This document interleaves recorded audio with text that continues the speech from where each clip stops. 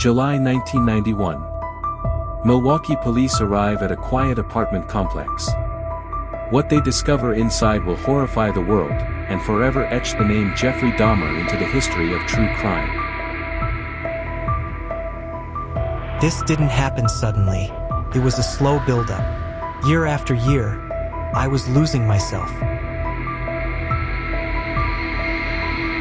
This is how the world learned the name Jeffrey Dahmer. But the monster everyone feared did not appear that day. His story began much earlier, with a little boy no one listened to. During her pregnancy, Dahmer's mother took dozens of pills, antidepressants, sedatives, sleeping tablets. Many believe this affected the child's psyche. At the age of 4, he underwent a serious surgery. Under general anesthesia, alone, terrified. Later, his mother said, "After the surgery, I felt like he was no longer the same child." He became quiet and detached. And then he found strange comfort: dead animals. He collected bones, dissolved carcasses in acid. When I looked at a dead animal, I thought, now it will never leave. At Revere High School, Jeffrey Dahmer was nearly invisible.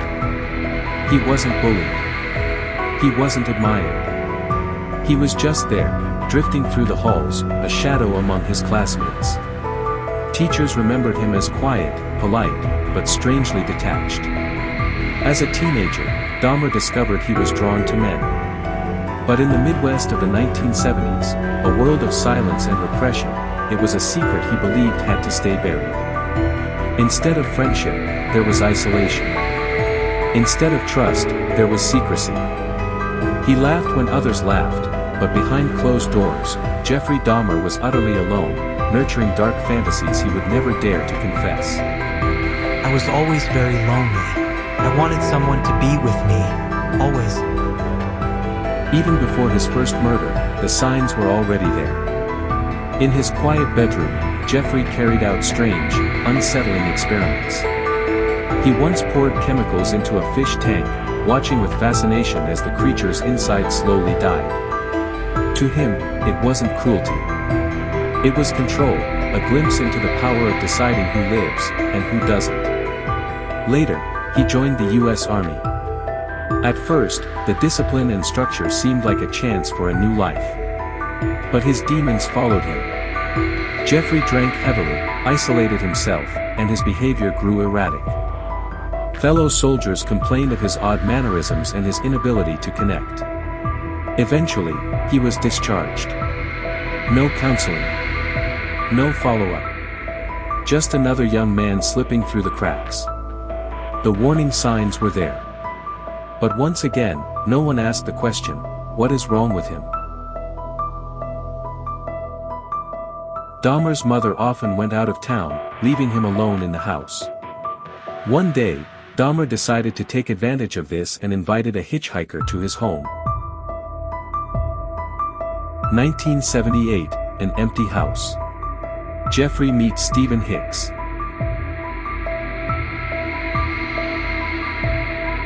Beer, conversations, music. But when Hicks wanted to leave, Dahmer grabbed a dumbbell and struck him. Now he will stay with me forever.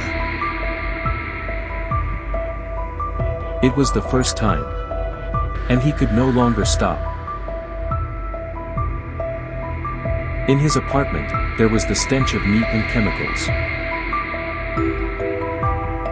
Neighbors complained again and again. And even when a teenager ran out onto the street in handcuffs, police believed Dahmer's explanation that it was just his boyfriend. They brought him back inside. An hour later, the boy was dead. All his victims were young men. Handsome. Lonely. I didn't want them to leave. I wanted them to be part of me, a real part of me. For him, sex and death became intertwined into one.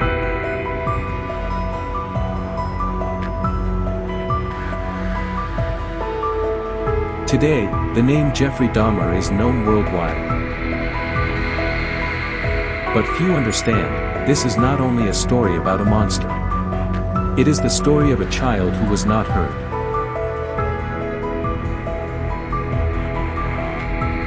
And the main question remains. How many such children live among us today? And which of them will turn into a monster tomorrow? I could never open up to people. I had no friends. All my fantasies lived only in my head. After the trial, the victims' families received Dahmer's personal possessions. And you know what they did? They burned them in an empty lot. So that no one, ever, would turn him into a cult. Thank you so much for watching the video today. If you liked it, subscribe to the channel. Please support me.